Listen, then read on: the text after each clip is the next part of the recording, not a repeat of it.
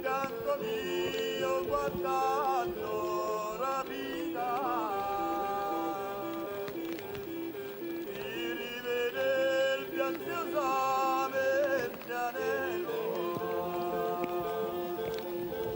e nel savello con del vogliato. La tâche de l'école de Barbiana, c'était d'étudier.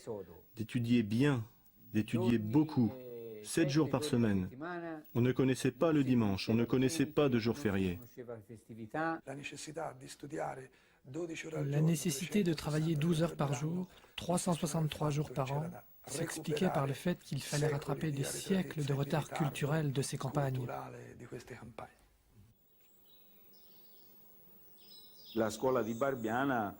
L'école de Barbiana n'était pas une école fatigante, parce qu'elle n'était jamais la même, d'un jour à l'autre, d'une heure à l'autre.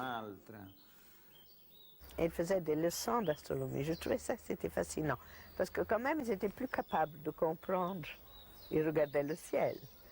Assez souvent, en arrivant, ils faisaient 2 ou 3 heures de marche, alors ils avaient le temps d'observer. Dans Milan, ils le soulignaient beaucoup. Ce n'est pas qu'ils n'avaient pas de culture, ils avaient une autre culture. Alors ils disaient, tu vois, toi, quand tu parles des arbres, tu dis les arbres. Et mes enfants ne disent jamais les arbres. Ils disent le cerisier, le poirier, la vigne et tout ça. Ils savent que c'est pas la même chose. Toi, tu dis toujours les arbres. Il trichait pratiquement. Il m'embobinait, mais dans un but positif. Par exemple, moi j'aimais les moteurs à 2 temps, à 4 temps. J'aimais démonter à l'âge de 11-12 ans, ou plutôt 10.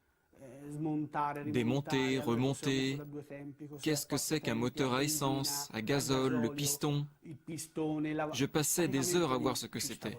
Et après, il me demandait de faire une rédaction. Et moi je faisais la rédaction. Quand quelqu'un se trompait, ça rassurait plutôt les autres. Personne n'en faisait une maladie. Don Milani n'était pas un maître de l'école. Il ne s'agissait pas de le posséder.